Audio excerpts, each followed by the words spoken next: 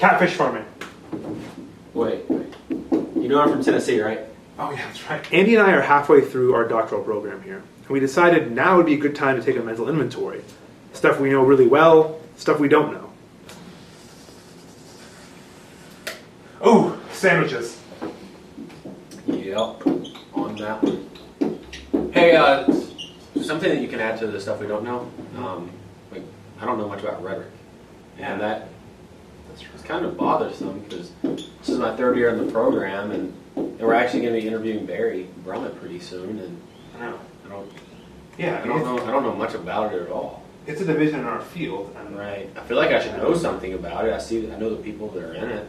See them in the hall, say hi. despite what you might think, Andy and I don't know everything. I know, it's hard to believe. But in grad school, it's important that we learn as much as possible. That's why our friend Kristen Stimson is going to come by and give us a primer on rhetoric before we interview Dr. Barry Brummett, the chair of our department. Hey guys! Hey! What's up, Kristen? How are you? So listen guys, you should know, researchers in rhetoric, we tend to be lone wolves, okay? We don't collaborate on a lot of research. Then how do you double your authorship? Like, if Andrew wants to double his authorship, I can just throw his name on my paper. Yeah, sometimes twice. It's triple my simple. authorship. Yeah, it's simple. Yeah. Wow, that must be really nice. No, we tend to have to just write 2 papers, do twice the work. Twice the work. Twice as much work. That's an interesting concept. It seems like it would really cut into Andy time. Yeah, true. Yeah. Listen, I want to tell you guys a little bit about the areas of rhetoric as well, okay? So we've got stuff like political communication, of course, then there's gesture, then there's rhetorical theory and criticism, you know, the stuff like Barry does. So what is it exactly that you do? Well, we look at texts, right? So how they're persuasive, influential, how they're meaningful, maybe looking for underlying structures there of power, race, class. So that's like what we would do, right? So how's that analogous to what or common interpersonal would do? Well, I mean, for example, you guys do primary research, Collecting right? our own data. Right, collecting our own data. Yeah, Uh-huh. yeah, I know what that is. I know, I was just chiming in because you said a word that I knew, and so Yeah. I wanted to just Okay. keep going. It's Okay. okay. Okay, so whereas you guys would do primary research, okay, we would go out and look at text. So anything from, fashion movements to speeches to movies even. You guys get to watch movies? Like, do you have to fill out an IRB on a movie? Or? How is it, if it's enjoyable, how does that work? I Yeah, don't understand how it's an this doesn't make enjoyable sense to me at all. topic can be considered work. Drew, what was that paper you recommended to me recently? It was like Smith and Eisenberg, I Yeah, think? that was about root metaphor analysis. I mean, that's important stuff. Root metaphor analysis of... Of organizational conflict, Kristen. Okay. At... Disneyland. Right.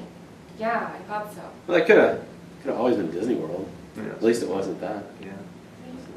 Listen, there you go, right? Just because it's fun, just because it's interesting, doesn't mean it's not work. Or it could have been Euro Disney. Really appreciate it. I mean, really, we just want to get right to it. Okay. The most important question we have, and this is just from an academic standpoint, who's more stylish, me or Andy? Andy has thick skin, so you can say whatever you want. Yeah, you have very different styles. I mean, there's no such thing as more or less stylish. It's style for different purposes. Okay.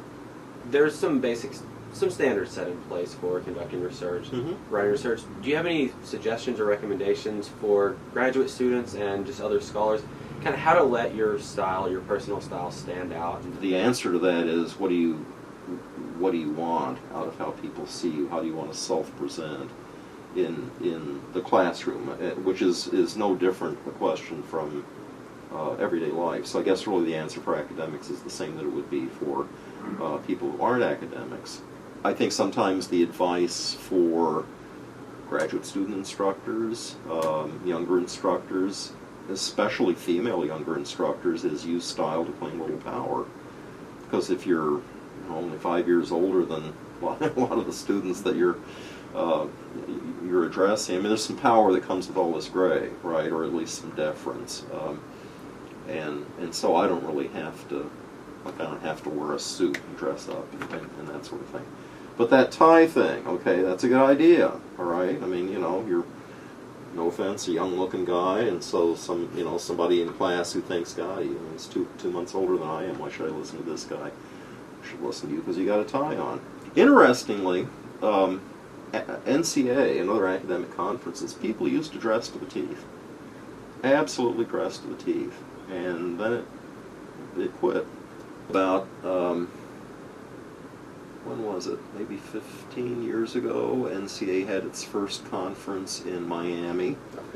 And I think there was an announcement, dress casually for this one. And I think that did it. Once you've seen Sam Becker walk through the lobby in his swimsuit, nothing else. How has the field of communication changed the most over the last 30 years? I mean, in terms of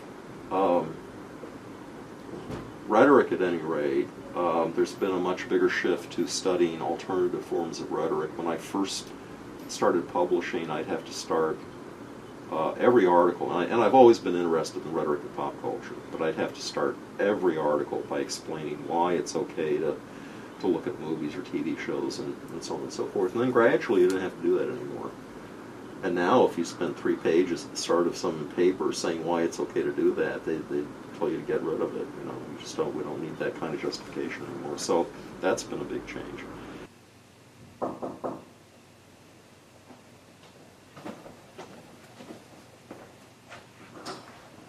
What's up, Drew? Come on. Yo, NCA 09, let's do this. You ready? Yep. Nice. We I'm got gonna your stuff. get my conference on. Taxi downstairs. Cool. We gotta go. Wait. You're wearing women's sunglasses. No, I'm not. Yeah. Yes, I am. Those Heathers? Yeah. She know you took them? No, she was sleeping with the baby when I left. Also, I can't help but notice that you're wearing swim trunks. So that's Yeah. NCA. Did you listen to anything Barry said? He said when NCA is in Miami Beach, you can wear swim trunks. Are you sure you paid attention to what Barry I said? did. This is all I brought. Packed light. Let's go. Let's No. do this. No, because Miami Beach. NCA Let's is do it. not in Miami. Where is it then? Tallahassee? Tampa? Chicago. Chicago, San Lucas? What did you say? Yeah, NCA is in Cabo this year. Yeah. Okay. No, What? absolutely not. Chicago, Illinois. Are you kidding me? Why did NCA be in Chicago? They never have in Chicago. Do you know how cold it is in Chicago? No. It's 45 degrees. Celsius or centigrade? Fahrenheit. What? You're gonna Are you freeze in kidding this, me? man. You're wearing swim trunks, flip flops, and a t-shirt. Do you have pants in there? Yeah, I brought pants. I'm going to a conference. Can I borrow them? No, you'll wrinkle them. Can't have you wrinkle my stuff. What am I going to do? There's no place to shop in Chicago. We'll figure out something when we get there, but we How gotta many- snag our How many flights. stores there? There's plenty of Oh, stores. man.